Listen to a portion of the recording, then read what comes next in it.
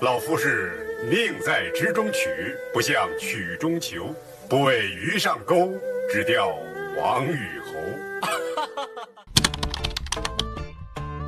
话说，有一天，姜太公穿越到2023年，来到了云梦湖。他找了一个湖面宽阔、风景优美的地方，刚把钓竿放在水里。就在这时，他突然听到了一阵怪声，然后就看到了一辆快艇停在了他的身边。一群红马甲指着他说：“你好，先生，你在这里钓鱼是违法的，你知道吗？”姜太公一愣，赶忙问道：“为什么呢？这里不是公共的水域吗？”红马甲说：“这里是云梦湖的养殖区域，你在这里钓鱼需要经过我们同意。”姜太公不服气，说：“我用直钩钓鱼，想钓的并非是鱼。”红马甲说：“哦，原来是这样子啊，那也不行。”姜太公听到，哈哈一笑：“原来你们认识我呀？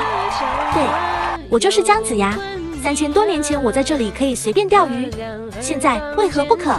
红马甲听后一愣，然后指着姜太公的鼻子说：“你是哪路网红？打扮成这样子，还敢冒充姜子牙？”就这样，穿越到2023年的姜太公被无情的收了鱼竿，狼狈的逃了回去。